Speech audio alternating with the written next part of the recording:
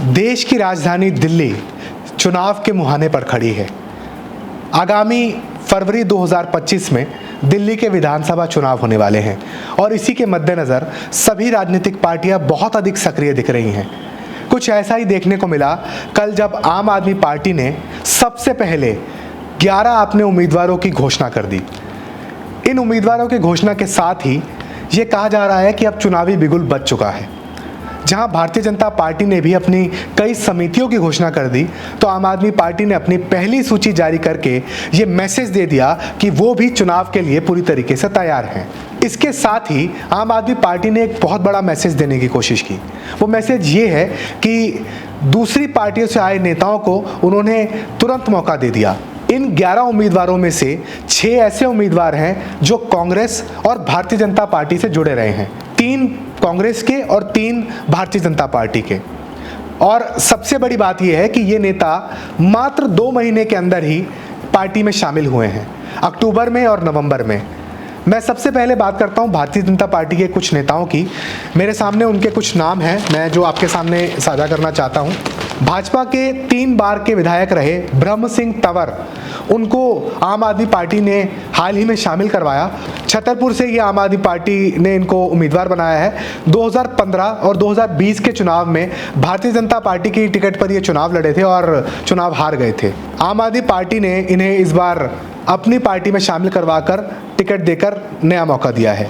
Kirari seat से 2 बार के जो विधायक थे आम आदमी पार्टी के, ऋतुराज झा, जो पूर्वांचल का एक बहुत बड़ा चेहरा भी थे, उनको भी पार्टी ने टिकट नहीं दी और भारतीय जनता पार्टी के पूर्व विधायक अनिल झा को आम आदमी पार्टी में पहले शामिल करवाया और उनको टिकट दे दी गई।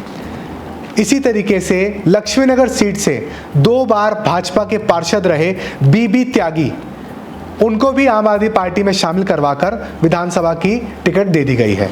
इससे आम आदमी पार्टी ने एक बहुत स्ट्रॉन्ग मैसेज दिया है। मैसेज ये दिया है कि अगर कोई जिताऊ कैंडिडेट है, चाहे वो किसी भी राजनीतिक पार्टी का है, चाहे वो किसी भी राजनीतिक विचारधारा से जुड़ा है, अगर वो जीतने लायक है तो हम उनको पार्टी में शामिल करवाएंगे और टिकट देकर उनको चुनाव लड़वाएंगे। ऐसा करने से भारतीय जनता पार्टी पर और कांग्रेस पर, दोनों राजनीतिक पार्टियों पर एक बड़ा दबाव बना है। होगा ये अब कि जिन उम्मीदवारों को टिकट नहीं मिलेगी और वो उम्मीदवार मजबूत होंगे अपने अपने विधानसभाओं में, तो आम आदमी पार्टी ऐसे कुछ नेताओं को चुनकर अपनी पार्टी से टिकट दे सकती है।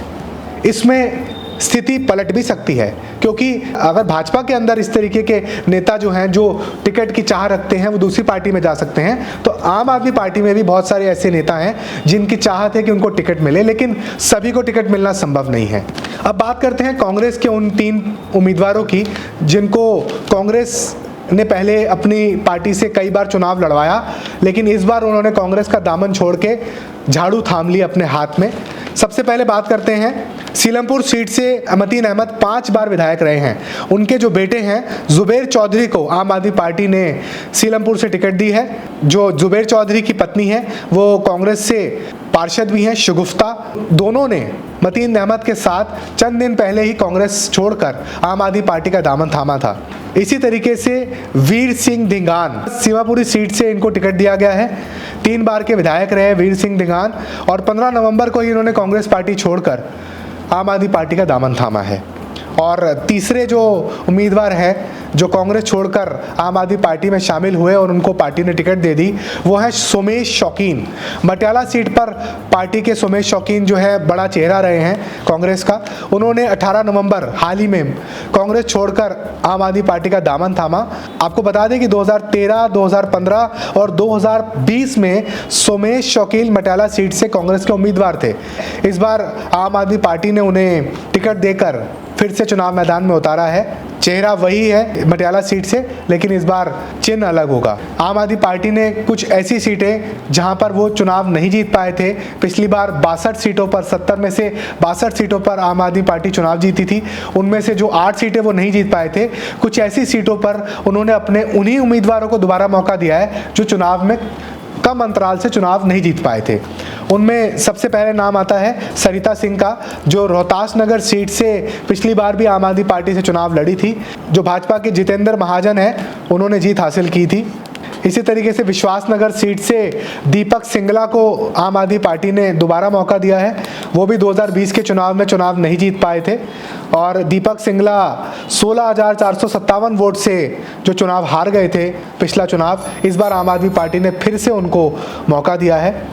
और एक नाम जो बहुत बड़ा नाम माना जाता है आम आदमी पार्टी में, वो भी 2020 में कुछ ही वोटों से चुनाव हारे थे, राम सिंह नेताजी।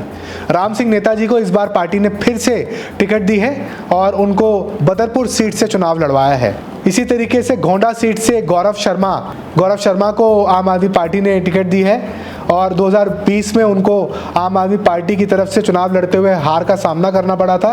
करावल नगर सीट से आम आदमी पार्टी के प्रत्याशी रहे मनोज त्यागी, उन्हें फिर से इस बार टिकट दी गई है। मनोज त्यागी को जो हराया था वो भाजपा के मोहन सिंह बिष्ट, उत्तराखंड समाज में उनका एक बड़ा नाम है। मोहन सिंह बिष्ट इससे पहले भी कई बार विधायक रह चुके हैं, उन्होंने उन्हें मात दी थी। तो ये वो 11 चेहरे हैं जिनको आम आदमी पार्टी ने सबसे पहले अपनी घोषणा कर दी है। और सबसे बड़ी बात यह है कि इन 11 सीटों में से 8 सीटें ऐसी हैं जिनमें आम आदमी पार्टी को पिछली बार मुंह की खानी पड़ी थी। और आने वाले दिनों में जिस तरीके से आम आदमी पार्टी ने सबसे पहले घोषणा कर दी है टिकट की, उम्मीद की जा सकती है कि उनकी दूसरी और तीसरी लिस्ट भी बहुत जल्दी आने वाली है। बहरहाल ये जो चुनाव है ये सिर्फ आम आदमी पार्टी के अस्तित्व का चुनाव नहीं है, इस चुनाव से बहुत कुछ तय होगा।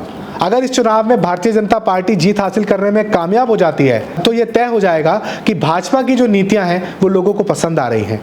ऐसा ही कुछ हाल ही में आए नतीजों से सामने आया जब हरियाणा के अंदर सब ये कह रहे थे कि कांग्रेस चुनाव जीतने जा रही है, लेकिन जब नतीजे आए तो सभी के सभी इस बात से हैरान रह गए कि जब सर्वे में एक तरफा कांग्रेस की सरकार बन रही थी और नतीजे आए तो भाजपा पूर्ण बहुमत से सरकार बनाने में कामयाब हो गई।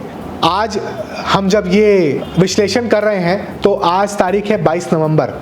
कल 23 नवंबर को महाराष्ट्र और झारखंड के चुनाव नतीजे आने वाले हैं और अभी तक जो पोल्स के नतीजे हैं या जो पोल्स बता रहे हैं, एग्जिट पोल्स बता रहे हैं, उसके तहत ये कहा जा रहा है कि महाराष्ट्र और झारखंड दोनों ही जगह भाजपा से जुड़ा गठबंधन जो है वो सरकार बनाने जा रहा है। और अगर कहीं ये बात सच हो गई तो ये बहुत बड़ा डिसाइडिंग फैक्टर होगा और इसका असर मानिए या मत मानिए दिल्ली के चुनाव में भी ज़रूर पड़ेगा, क्योंकि दिल्ली का चुनाव इस बार कुछ अलग तरीके से होने जा रहा है। आम आदमी पार्टी अपने अस्तित्व की लड़ाई लड़ रही है, क्योंकि आम आदमी पार्टी के ऊपर सबसे बड़ा संकट का समय पिछले कुछ सालों में देखने को मिला है। उनके मुखिया अरविंद केजरीवाल शराब घोटाले में जेल गए, उनके उप मुख्यमंत्री और शिक्षा मंत्री जिसका वो पूरे देश भर में ढिंडोरा पीटते हैं, शिक्षा व्यवस्था को उन्होंने अच्छा किया है, वो जेल में गए। उनके एक और बड़े मंत्री सत्येंद्र जैन वो भी जेल में रहकर आए हैं। तो मतलब कुल मिलाकर उनको चारों तरफ से घेरने की कोशिश की गई है। बहरहाल अगर हम चुनाव के समीकरणों की बात करें तो इस बार दिल्ली के जो चुनाव के समीकरण हैं वो कुछ अलग होने वाले हैं, क्योंकि इस बार के जो चुनाव में बहुत सारे मुद्दे सामने होंगे। आम आदमी पार्टी के ऊपर शीश महल का मुद्दा, सड़कों का जो रखरखाव है, निर्माण है, सही से नहीं हो पाया उसका मुद्दा, शराब घोटाला, कई ऐसे मुद्दे हैं जो उनके सामने एक समस्या लेकर खड़े हैं।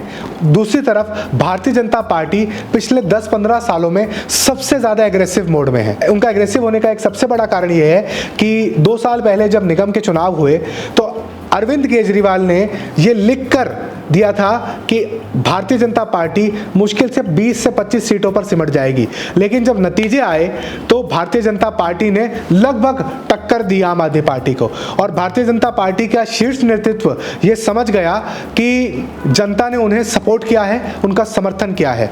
और उसके बाद से आपने नोटिस किया होगा कि भाजपा ने बहुत मजबूती से आम आदमी पार्टी की नीतियों, उनके कार्यकलापों पर अटैक किया और उसका नतीजा ये मिला कि आम आदमी पार्टी को कई जगह से, कई कोणों से घेरने की कोशिश की। बहरहाल अब आगे आने वाले चुनाव में क्या होता है वो अभी और भी देखने को मिलेगा और आप हमारे साथ इसी तरीके से जुड़े रहें। हम आपके सामने इसी तरीके के विश्लेषण आगे भी लाते रहेंगे। धन्यवाद।